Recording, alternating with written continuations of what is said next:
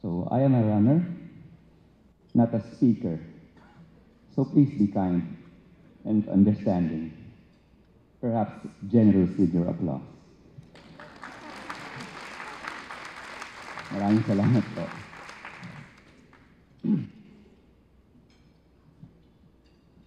Acceptance speech, Honorable Leila de Lima, Senator of the Republic of the Philippines.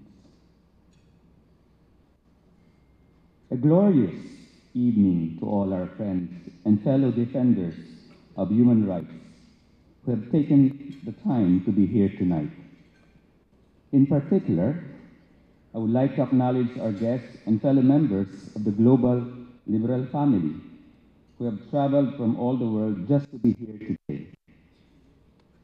I also acknowledge my fellow Liberal Party members, particularly our Chairman, Vice President Maria Nor Leni Herona Robredo, who graciously joined tonight's celebration as our guest of honor. Maray na banggi po sa imo. I am truly grateful that life has brought me down this path. If I had lived the relatively quiet life of a private law practitioner, of a daughter, a sister, a mother, and a grandmother, I assuredly would never have crossed paths with many of you here tonight. How blessed am I, therefore, that all of the people gathered here, including our honored guests from abroad, are here to join me in giving thanks for the honor of being this year's award, Liberal International's Prize for Freedom. I am extremely and unconditionally blessed, so much so that there is no room in my heart for regrets or second thoughts. No room for could haves, would haves, or should haves. I am where I am because I did the right thing. Yes, I did the right thing. Therefore, this is a night of both thanksgiving and reaffirmation. I may have been the most vocal and one of the first to raise the alarm against the spate of extrajudicial killings perpetrated under this regime, but I do not stand alone, and many laid the foundation long before I entered the public service. So allow me please to give thanks to some of them.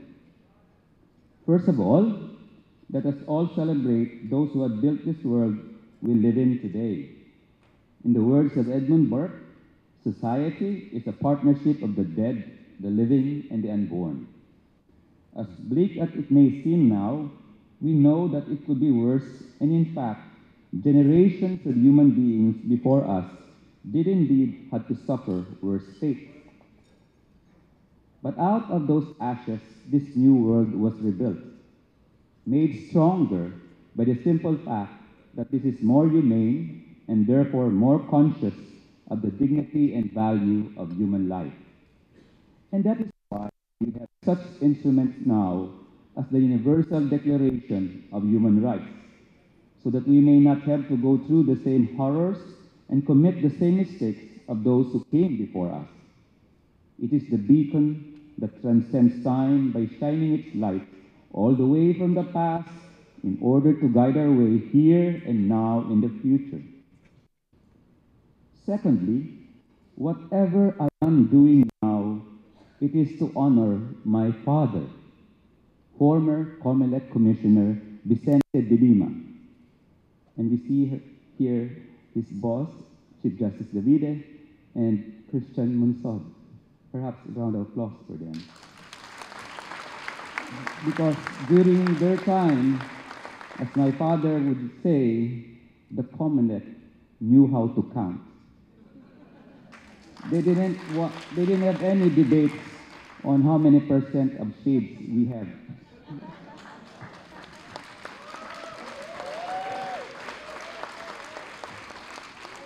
That's not in the speech. That's not ad-lib.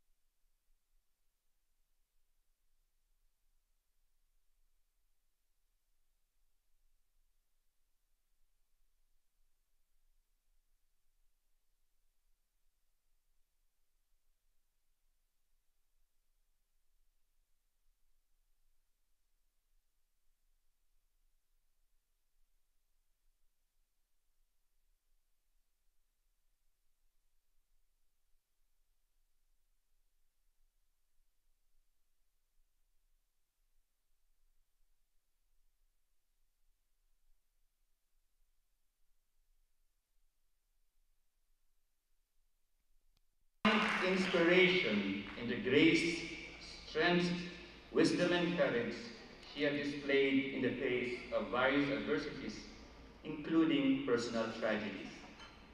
She was, and always will be, the epitome of a world-renowned advocate of democracy, peace, and the empowerment of women.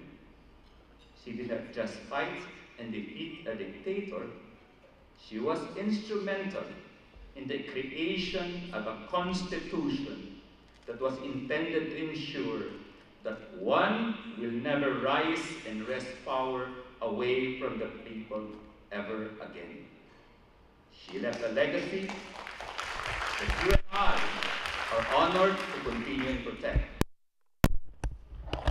Next, and this will be a surprise, I acknowledge the role of former President Gloria Macapagal Arroyo in setting me on this path when she appointed me back in 2008 as chairperson of the Commission on Human Rights.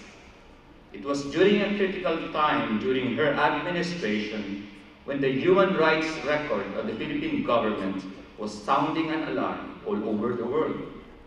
You might not have expected to hear me acknowledge her, but it is true. At the time, I was called the surprise choice. And I was. No one was more surprised by it than me. I had no background in human rights, but as many of you know, I am not one to back off from a challenge. I was and still am faithful to the mandate I was given. The CHR and I embarked on investigations into extrajudicial killings, enforced disappearances, deaths of civilians at the hands of policemen and other state agents, heinous crimes, among others. In fact, the Commission traveled all the way to Davao to investigate the Davao Death Squad because it was brought to our collective attention by Professor Philip Alston, who was then the UN Special Rapporteur on extrajudicial, summary, or arbitrary executions. The rest, as they say, is history. Everything that I have done since then in championing human rights, fighting for the rule of law, and defending against corruption, abuse, and impunity had its root in that fateful appointment by former President Gloria Macapagal Arroyo. I do believe, however, that she has since realized that she got more than she bargained for.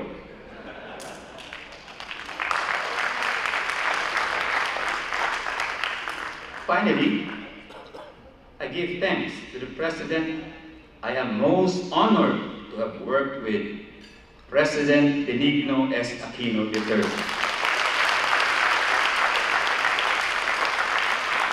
God truly works in mysterious ways, that I ended up serving 5 of my most fulfilling years in public service under a president I did not even know personally before my appointment as his Secretary of Justice.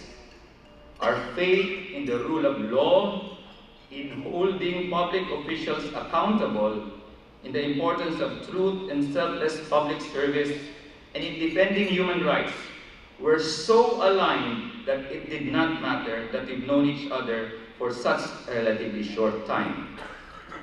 I thank him for his faith in me then and now, which brings me to the real reason we are here today. I know very well that you are not here just to honor one person. Our friends in the international community did not travel here and brave our monsoon rains and storms and traffic to join a celebration. We are here to profess our continued commitment to the ideals of democracy, rule of law, and human rights and freedoms. We are here because our work is far from being done. And what is our work? I find inspiration in the weather. Dictators, oppressive leaders, and human rights abusers are national and transnational disasters. They come bringing violence, destruction, and terror to the populace.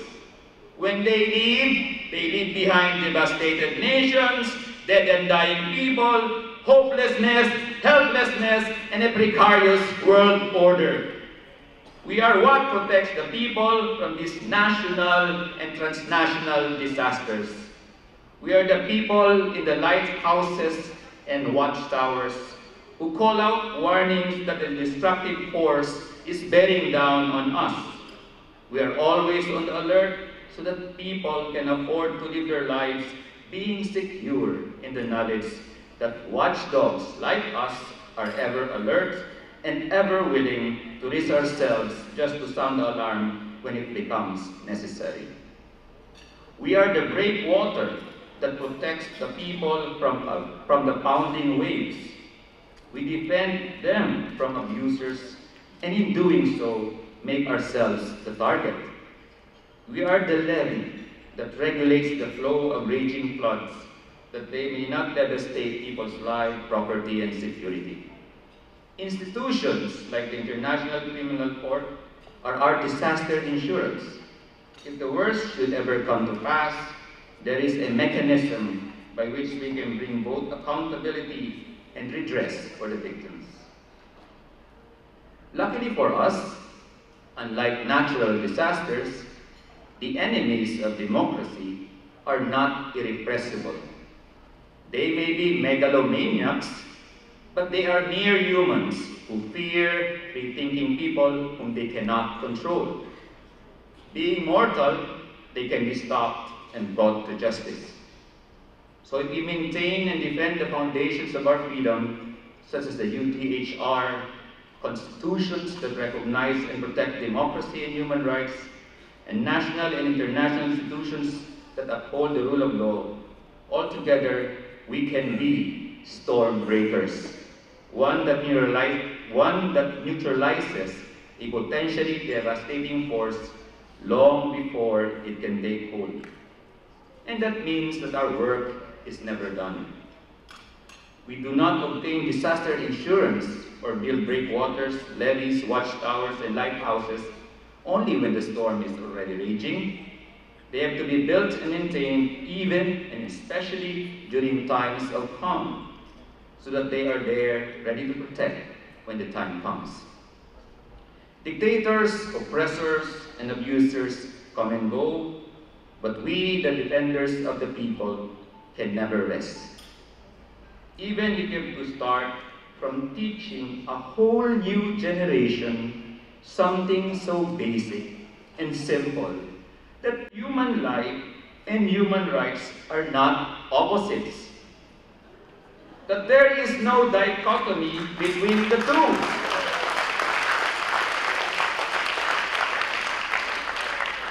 That one cannot be defended by trading it off with the other. That one cannot claim to fight for human lives while their hands are stained red with the blood of their victims.